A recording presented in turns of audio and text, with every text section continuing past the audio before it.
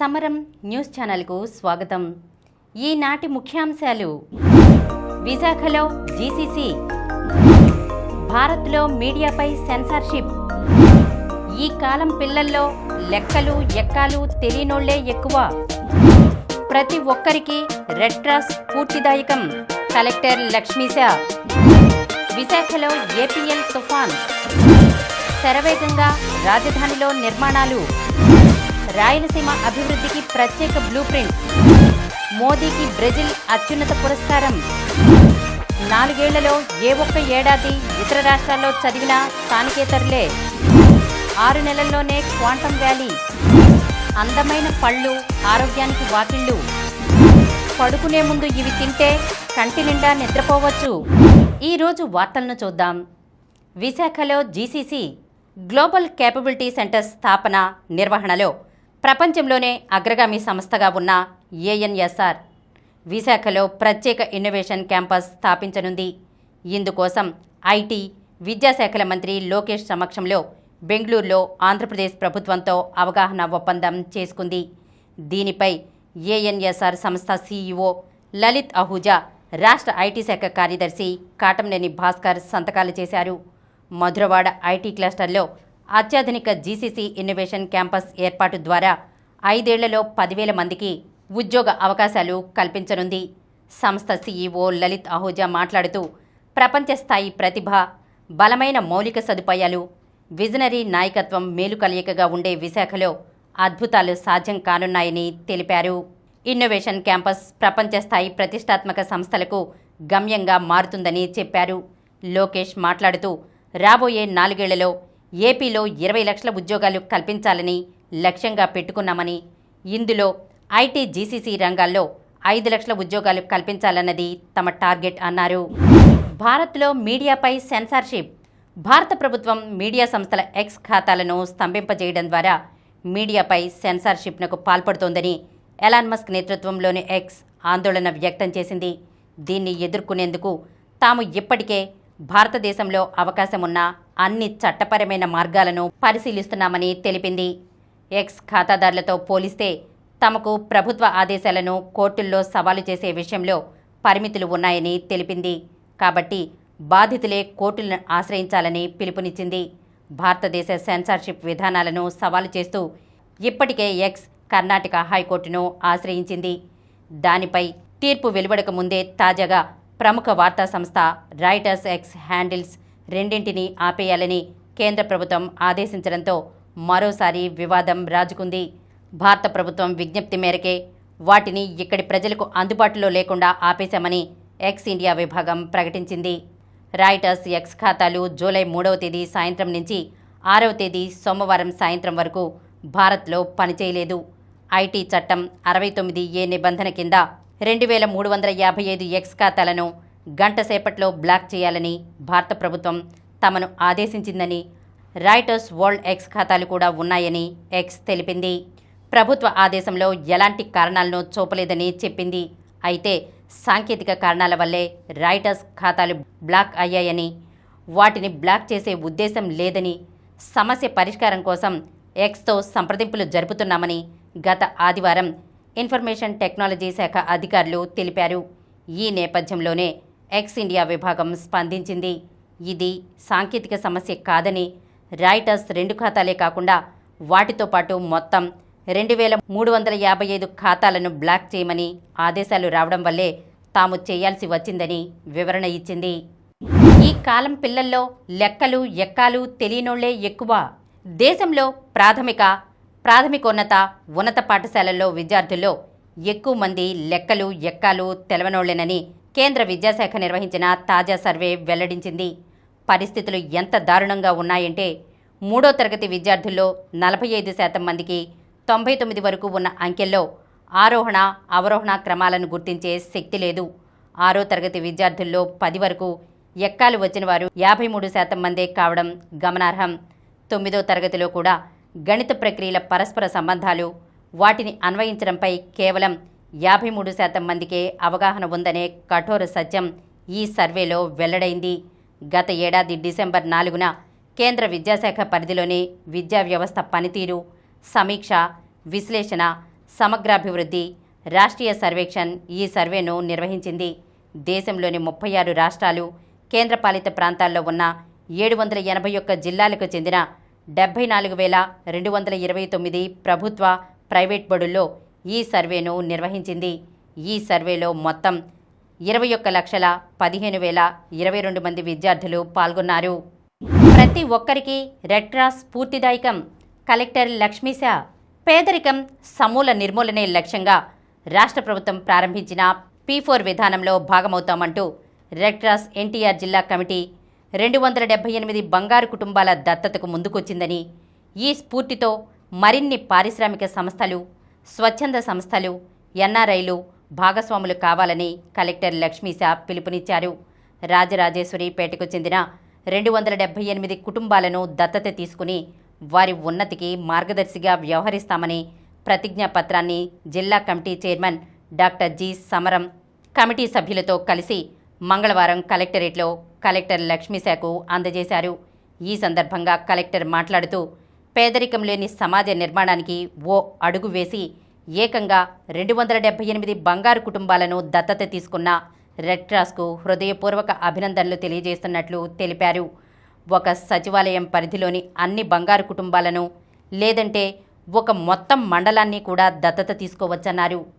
జిల్లాలో 86,000 బంగారు కుటుంబాలు ఉన్నాయని, ఇప్పటికే 400 మందికి పైగా మార్గదర్శులు ముందుకొచ్చారన్నారు. రెడ్ క్రాస్ జిల్లా కమిటీ వైస్ చైర్మన్ వెలగా జోషి, కార్యదర్శి ఈ చిట్టిబాబు పాల్గొన్నారు.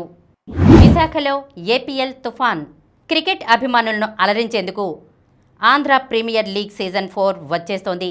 విశాఖపట్నం వేదికగా వచ్చే నెల 8వ తేదీ నుంచి ఐపీఎల్ తరహాలో అట్టహాసంగా ఏపీఎల్ను నిర్వహించేందుకు ఆంధ్ర క్రికెట్ అసోసియేషన్ కసరత్తు చేస్తోంది. ఈసారి మ్యాచ్లన్నీ విశాఖలోనే నిర్వహించనున్నారు. ఈ సీజన్లో టైటిల్ కోసం 7 జట్లు తలపడుతున్నాయి. లీగ్లో ఆడేందుకు మొత్తం 519 మంది క్రికెటర్లు తమ పేర్లను నమోదు చేసుకున్నారు. ఈ 519 మందిని 4 గ్రూపులుగా వర్గీకరించారు. ఐకానిక్ క్రికెటర్ల గ్రూపులో 9 మంది స్టార్ క్రికెటర్లకు స్థానం కల్పించారు. శరవేగంగా రాజధానిలో నిర్మాణాలు. అమరావతిలో భూములు పొందిన సంస్థలు వెంటనే నిర్మాణాలను ప్రారంభించి పూర్తి చేయాలి. ఏ కారణంతోనూ జాప్యాన్ని అంగీకరించేది లేదు అని సీఎం చంద్రబాబు స్పష్టం చేశారు. వ్యాపార సంస్థలు, విద్యా సంస్థలు, హోటళ్లు, కార్యాలయాలు, వివిధ ప్రాజెక్టుల కోసం రాజధానిలో కేటాయించిన స్థలాల్లో ప్రస్తుత పరిస్థితిపై మంగళవారం సచివాలయంలో సమీక్ష నిర్వహించారు. ఎవరు ఏ సమయంలో నిర్మాణాలను మొదలు పెడతారు, ఎప్పటికి పూర్తి చేస్తారు అనే విషయాలపై ఆయా సంస్థల యజమానులు, ప్రతినిధులతో ముఖ్యమంత్రి మాట్లాడారు. అనుమతుల విషయంలో ఎక్కడా జాప్యం ఉండదు. ఒకవేళ ఏమైనా ఆలస్యం జరిగితే నేరుగా నన్ను సంప్రదించండి అని సీఎం ఈ సందర్భంగా వారికి సూచించారు. రాయలసీమ అభివృద్ధికి ప్రత్యేక బ్లూ ప్రింట్. రాయలసీమ అభివృద్ధికి తన వద్ద ప్రత్యేక బ్లూ ప్రింట్ ఉందని, ఏ జిల్లాకు ఏం చేయాలన్న అంశంపై స్పష్టత ఉందని ముఖ్యమంత్రి చంద్రబాబు నాయుడు పేర్కొన్నారు. శ్రీశైలం ప్రాజెక్టు వద్ద మంగళవారం కృష్ణమ్మకు పూజలు చేసి సారె సమర్పించి 4 గేట్లు తెరిచి నీటిని దిగువకు వదిలారు. అనంతరం సున్నిపెంటలోని ప్రాజెక్టు ఉన్నత పాఠశాల మైదానంలో జలహారతి పేరిట నిర్వహించిన బహిరంగ సభలో మాట్లాడారు. ఎగువ రాష్ట్రాల్లో సమృద్ధిగా వర్షాలు కురుస్తుండటంతో జూలైలోనే శ్రీశైలం డ్యాం నిండడం సంతోషకరం. కృష్ణా పరివాహక ప్రాంతం కళకళలాడే పరిస్థితి వచ్చింది అన్నారు. మోదీకి బ్రెజిల్ అత్యున్నత పురస్కారం. భారత ప్రధాని నరేంద్ర మోదీకి బ్రెజిల్ అత్యున్నత పౌర పురస్కారమైన grand collar of the national order of the southern cross లభించింది. ద్వైపాక్షిక సంబంధాలు బలోపేతం చేయడంలో ఆయన కృషి, కీలకమైన ప్రపంచ వేదికలపై ఇరు దేశాల సహకారాన్ని పెంపొందిస్తున్న తీరుకుగాను బ్రెజిల్ అధ్యక్షుడు Luiz Inacio Lula da Silva మంగళవారం దీనిని మోదీకి ప్రదానం చేశారు.